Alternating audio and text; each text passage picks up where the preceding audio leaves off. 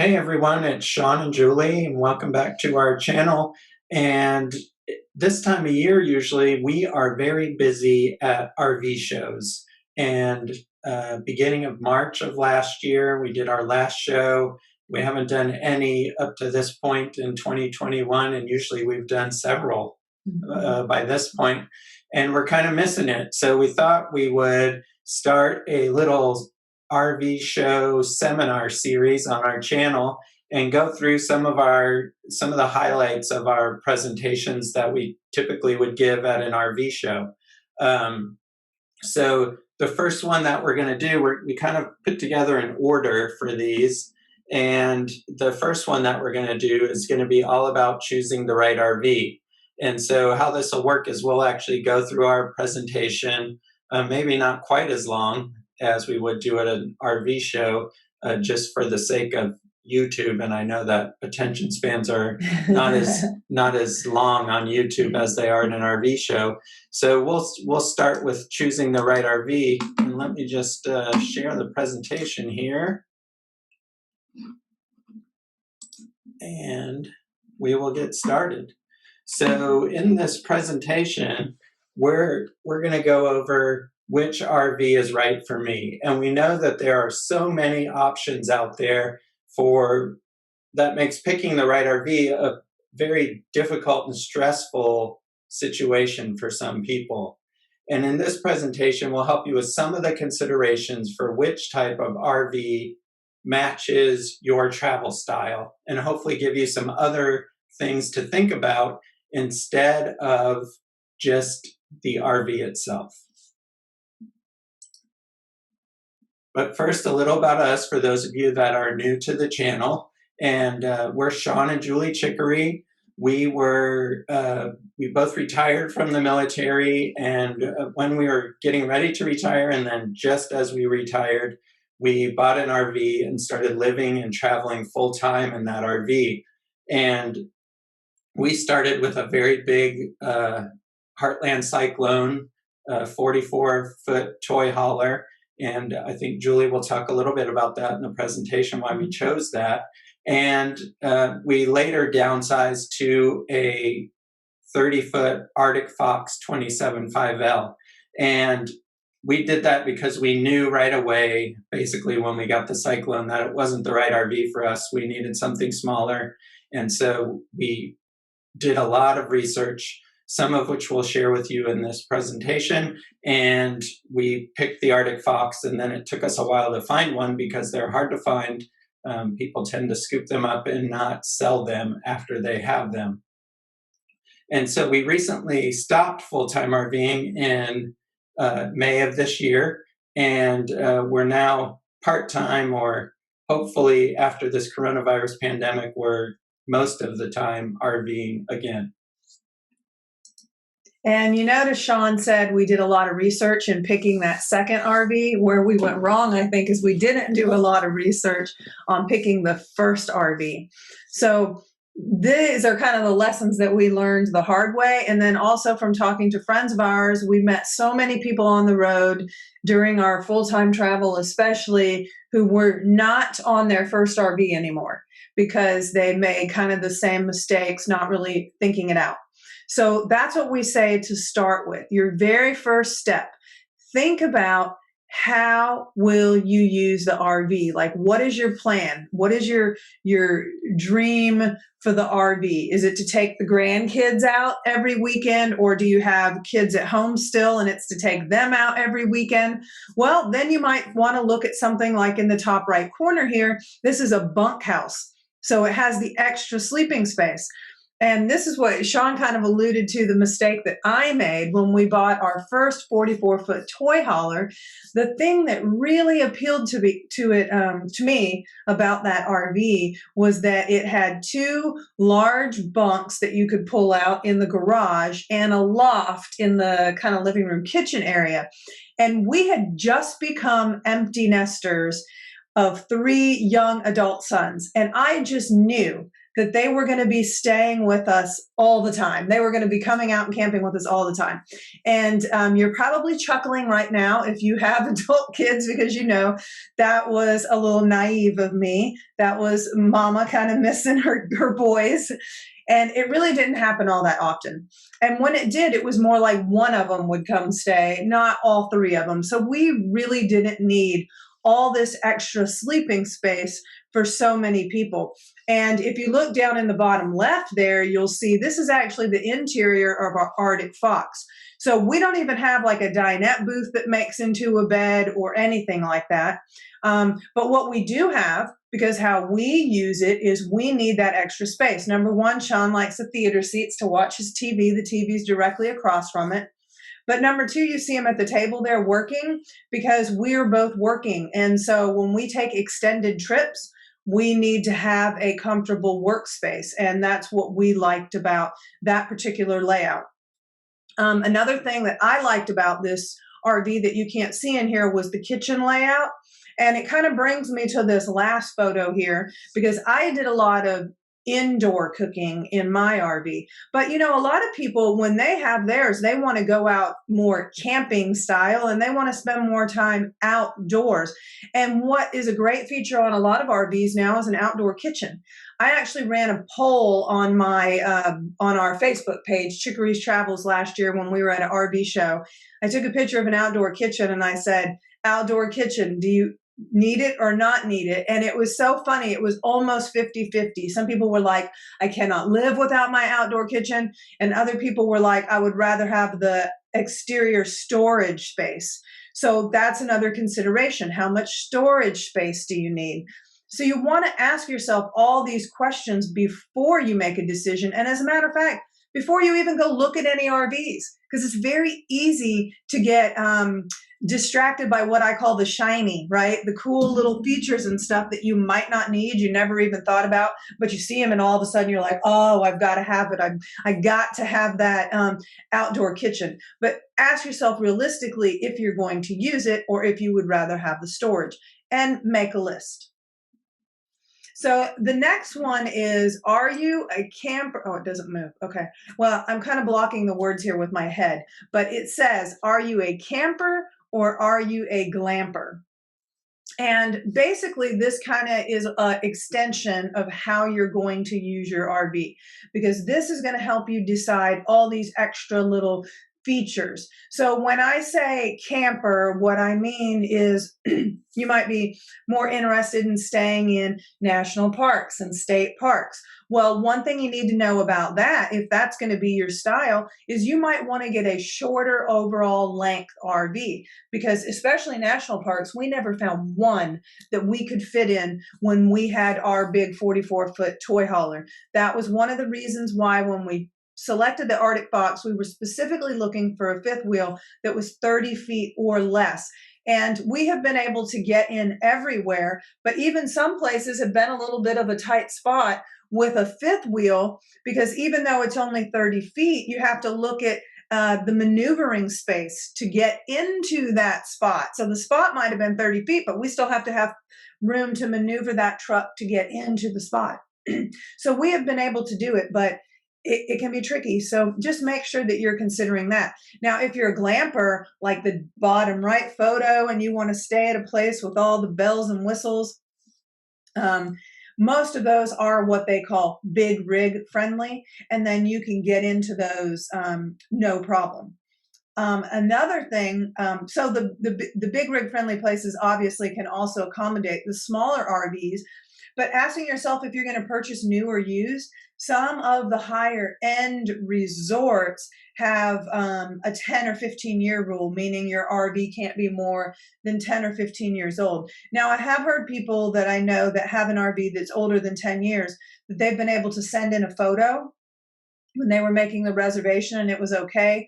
It was mainly that the resort just didn't want to have RVs that people weren't taking care of, I think, more than anything. And then another thing is some of the super high end motor coach resorts, they call them. We saw some, and I was like, oh, I wish we could stay there, but we had a fifth wheel, and they won't let you stay in some of those with a fifth wheel travel trailer or anything like that. It has to be a motor coach, and a lot of those motor coaches places won't even take like the vans. So even though that's technically like a motor home, I would say it has a motor in it, they didn't allow it. So ask yourself, like, what are the types of places that you're going to want to stay at? Because not a lot of people know that there are different factors that affect your RV.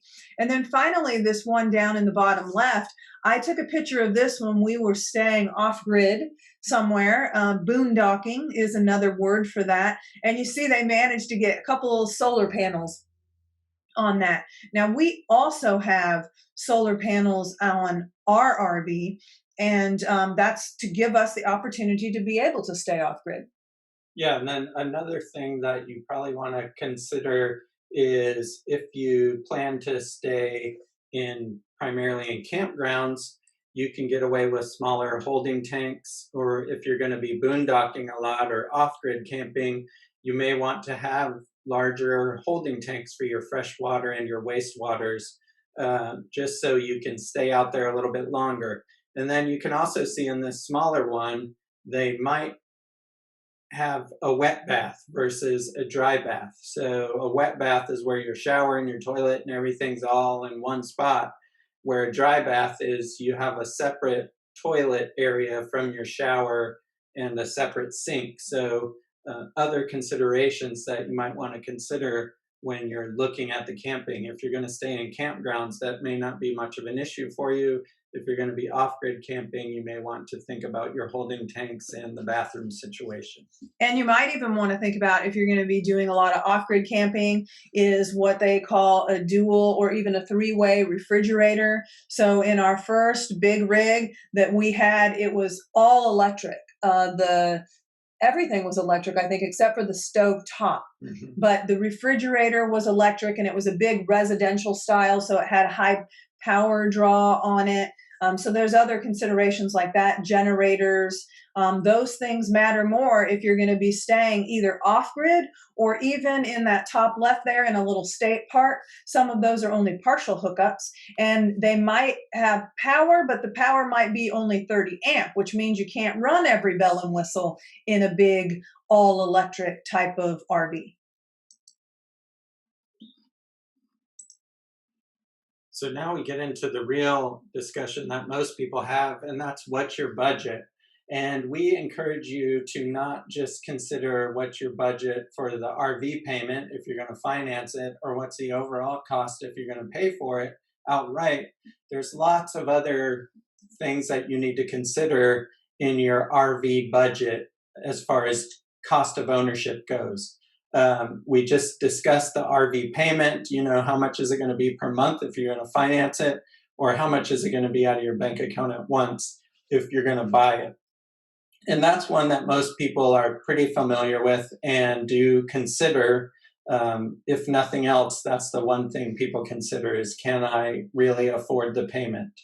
Another one is insurance. And depending on how you're RVing is going to depend on your insurance. So if you're a part-timer or weekend camper, occasional camper, you might be able to get away with adding it to your current auto policy, and that will not be terribly expensive in our experience. Other people who are full-timers should really have full-timer insurance, and this insurance is a little bit better because it covers all of your stuff in there as well as the RV itself. And so you really need to, if you're a full-timer, you really should have the full-time RV insurance. And it's a little bit more expensive than what you would get as a part-timer, but it covers a lot more as far as medical liability, your stuff, all that extra stuff that's normally on insurance. So it's really more like a homeowner type policy when you're a full-timer. And so you want to investigate the cost of that. based on the type of RV that you're interested in getting, because it's not one price for all. Of course, it's going to vary. The other thing is registration, and some states have a personal property tax. So they will add that onto your registration every year. Just to give an example, we currently have our RV registered in Florida, and it's about $52 a year or so to register that. When we had our RV registered in Maryland, it was about $3,000 a year because of that personal property tax that we had to pay on top of the regular registration fee every year. So that cost can vary, and you want to investigate in your state that you plan on registering it in is what is the registration policy, and is there a personal property tax? Also, in some states like Virginia, if your RV has any type of braking system, so even if it's a small pop-up and you have electric brakes on it, you have to get a state inspection, a safety inspection done every year. And so that's an additional cost. In Virginia, it's 20-something dollars, but other states may vary. So you're going to want to check that out, and that's all related to the registration. And then if you're going to own an RV and you're a part-time RVer, not a full-time RVer, you're going to have a place to store it when you're not using it. And many homeowners associations will not let you keep your RV on your property for more than 24 or 48 hours, just to give you time to load it up and unload it. So you have to find a storage place. And again, that varies depending on where you live. It can be as much as $150 a month to store your RV, or it can be as cheap as $30 or $40 a month to store your RV. So definitely investigate that and factor that into your budget when you are planning to purchase your RV. Many people charge RV storage by the foot. So the bigger the RV, the more expensive the storage is going to be. Then another consideration is maintenance. And even if, so a couple things about maintenance. One is extended warranty or a regular warranty. They are typically, you get a warranty when you buy new.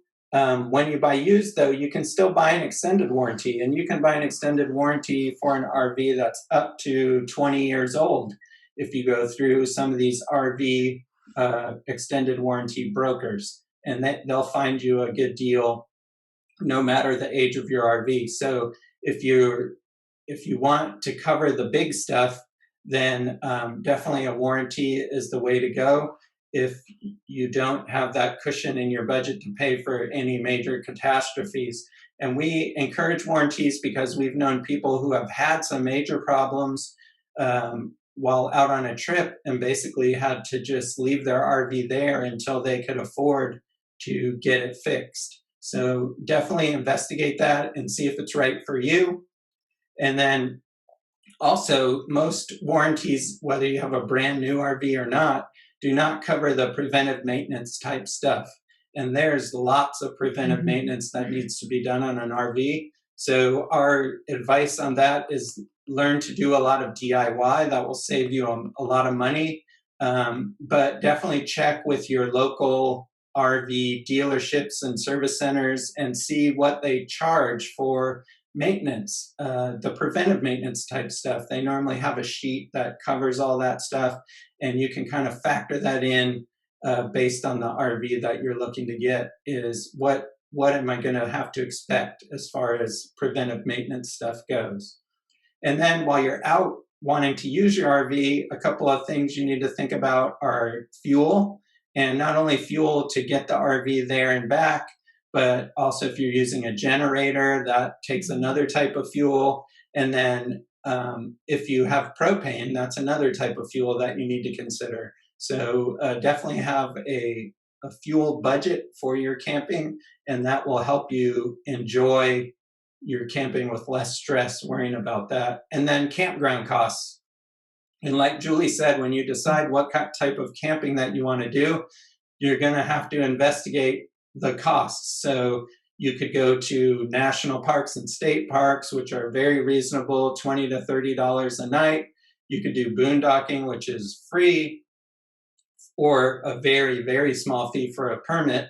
Or you could go to these big fancy motor coaches, which can be over $100 a night.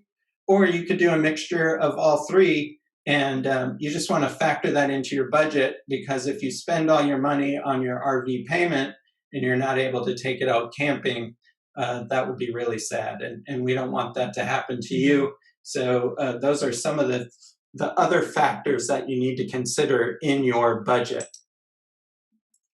And now we'll talk about the different types of RVs. The first group sort of is motorized, and you'll see from left to right up there the Class A motor coach. Then in the middle is the Class C, which kind of has the thing over the cab of where the driver sits, is typical of a Class C. And then we have the Class B, which is more like the van type of RVs. And the nice thing about these is you have all of your living and driving under one roof. And so you don't really have to get out and set up if you don't want to. Like, let's say you arrive somewhere and it's a bad storm. You don't have to worry about getting out to set up right away. You can just spin your seat around and walk to the back, and you're kind of in your home. So that's one of the really nice advantages of having a drivable or a motorized RV. The one choice you'll have to make is a diesel or gas engine. And this really comes down to price and longevity. So a gas RV is less expensive than a diesel in most situations, and it typically won't last as long. So if you're new to RVing, or you don't know if you're really going to like it or not, maybe try a gas, because you're getting in at a lower entry, and you may not like it. So you may not drive it 200,000 miles in any short period of time. So you could get away with owning a gas for a long time. And many people like the gas also because it's convenient. You can go to any gas station really and fill it up. So you don't have to seek out diesel prices or diesel fuel stops for your RV. And then diesel is certainly more expensive. They are built to last a long, long, long time. They typically have higher torque and towing capacity. So if you're going to be towing a big trailer or a big vehicle behind you, you're going to want to invest in a diesel, just because it has that greater towing power. And there's every RV will tell you what its towing capacity is, and definitely investigate that for yourself, because not all RV salespeople are well versed in the towing capacities, and they may tell you it'll tow something when it really won't. So make sure you investigate that for yourself. And then they're all kind of in the same category that we place them as motorized, but they may, they're all different and unique in their own way. So if you're set on a motorized, make sure you go in and actually spend some time in each one of them. One thing we will say is, before you buy, we encourage you to rent. And many of these RV rentals will allow you to rent the exact type of RV that you want. Even some dealerships now are offering rentals. Mm-hmm. So you can find, we think we'll like this, for instance, and then rent it and take it out and see if you really like it. And people complain a lot about the cost of renting. They say it's expensive, but it's certainly a lot cheaper than purchasing the wrong RV and wanting to trade it in, because there's nothing worse than the depreciation on an RV once you drive it off the lot. So we really encourage renting, trying out the type that you think you're going to like, and see if you really like it. Yeah, and the idea of renting can also be extended to towable. So a lot of people think, well, how the heck am I going to rent a fifth wheel if I don't have the truck for it yet? Well, a lot of these peer-to-peer rentals, so like Outdoorsy is one, RV Share is another, and RV and Go. Those are the three that I can think of off the top of my head. All of those are peer-to-peer. So what that means is the company itself provides insurance and the web platform, but each RV is actually owned by a private owner. And many of them have a place where you can click and say, can it be delivered? And so I actually know someone who has a pop-up camper that they deliver to a handful of campgrounds that are kind of in their local area. And they'll put on there the dates that it's available to be delivered and where it's available to be delivered to. And I've seen fifth wheels and travel trailers on there as well. So you can also rent those and get a good idea. And then even recently we were going to be traveling, well, not too recent, it was last year before the pandemic. We were going to be traveling somewhere and I was looking for an Airbnb and I saw a fifth wheel like on someone's property. They had set in like a pad with sewer hookups and power hookups, but it was actually on their property and they actually had it on Airbnb. So, that's another potential idea, just to like be in that space and see how you're going to like it. One thing when you're talking about towable that we really enjoyed about the fifth wheel, and I had actually never seen the inside of a fifth wheel before we started looking, and we were actually looking at motorhomes. And the salesman said, have you ever looked in a fifth wheel? And we told him we were going to be living in it full time. And I said, no. And he goes, well, while we're waiting to look in that motorhome, let's go look in this fifth wheel. And I walked in and the ceilings are so tall in the fifth wheels. And a lot of the fifth wheels have like this island kitchen. And it was just like, wow, this is like a rolling condo. And so the fifth wheels kind of do have that homey feel.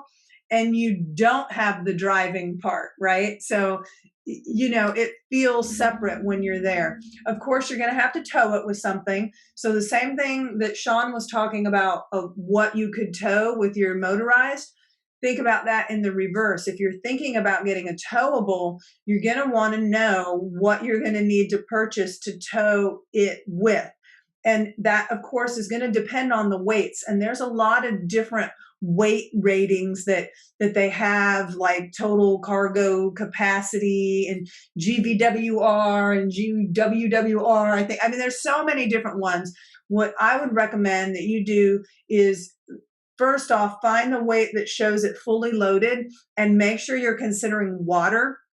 Because if you're like, say you're going to be dry camping somewhere, or even if it's just a stop overnight at like Walmart or Cracker Barrel or something like that, and so you want to have water in your tanks while you're towing it, water is about 8 pounds a gallon. So that's another thing. And then all your stuff. And so you're going to want to think about like, how much is this RV like loaded up?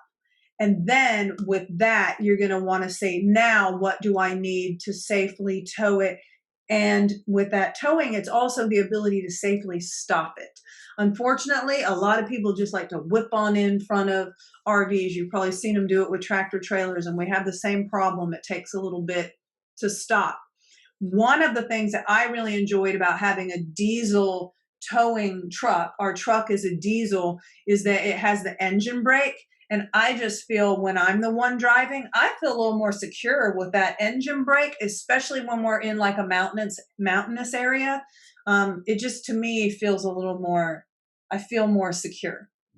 But anyhow, out of these three, it was just like with the motorized, you have a lot of range. So if you're just thinking about like going family camping and you want to try something out that's not too expensive, the pop-up campers are a great little start. Now, the drawback to them is that you're probably going to be using the bathhouse at the campground, not the bathroom in the pop-up, because the bathroom in the pop-up is often also in your kitchen and your living room. And so it's just a little awkward, right? Some of them come with great little outdoor kitchens and stuff, though. And many campgrounds do have the bathhouse. So if you're not opposed to that, it's a great option. And then going up to the travel trailer, these kind of progress up in price. The travel trailers also come with a lot of great options. You can get short ones and you can get some really long ones I've seen these days. Obviously, with that, it's going to give you, more storage space, more sleeping space, more living space. And then I already talked about the fifth wheel, and we especially like the ceilings in the fifth wheel. One of the difference also you can just see from the image here on the fifth wheel in the travel trailer is how you tow it. The fifth wheel is called the fifth wheel because you get a special hitch that goes into the bed of your truck. And so it actually reduces that overall towing length. Because with the travel trailer, you have the length of your tow vehicle, the length of the hitch and sway bars, if you have sway bars to reduce the sway when you're towing, and then the length of the trailer. And the fifth wheels are also a little more, feel a little more secure when you're towing them. I've heard people say in travel trailers like, oh, don't you hate it when you go by a big semi truck when you're going down the interstate and it kind of makes you feel like you're moving around a little bit? And I always say I've never felt that in the fifth wheel. And we've towed in all kinds of conditions, but they do have special types of sway bars that you can get, different types of hitch assemblies for travel trailers. But just realize that that's an additional cost. That's not what's going to come with the towable itself. Did I leave anything out about towables? No. So the last thing that we just really want to say is you need to think about your perfect RV. What's perfect to you? Because there's no right or wrong answer here. If you go on any RV forum or Facebook group and say, what type of RV should I get? Towable or motorized? You're going to get a 50-50 answer probably. If you ask, should I get a fifth wheel or a travel trailer? You're going to get a lot of different answers.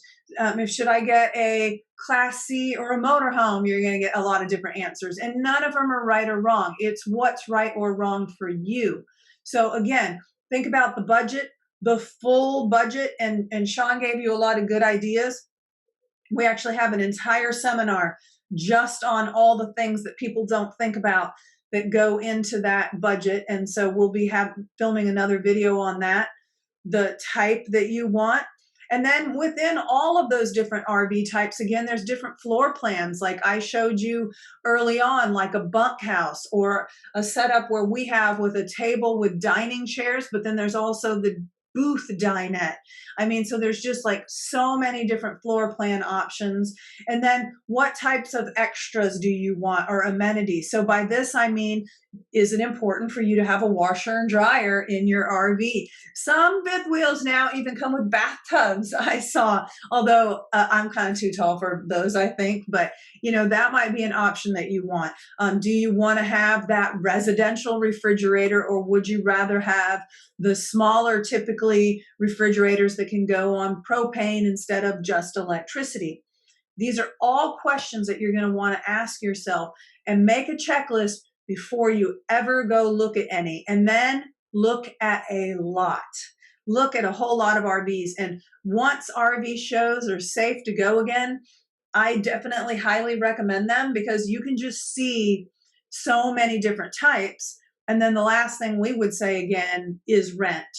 Once you think you see what you want, and if you can't rent the exact one you want, rent the closest floor plan as possible, because that way you're going to get into it with your family, whoever you travel with. You're going to get to try out the different space. You're going to get to try the refrigerator and see if the small ones are too small, or you're going to get to just try out all the different features and kind of know what's going to work for you. So there's a ton of resources on our website, and we have a specific section on our website that deals with our RV show presentations and all of the extra stuff that goes along with that. And you can see it here. It's chickerystravels.com/show. And one of the things that we include there is a bunch of free downloads, including one on RV purchasing tips, one RV budgeting worksheets, kind of like how we budget for RV travel, and then a customizable RV packing list that you can use as well, which could give you an idea on how big your RV needs to be. depending on how much stuff you think you need to take with you. So thanks for watching, and we'll continue the seminar series on as the weeks continue. And until we see you on the road, safe travels.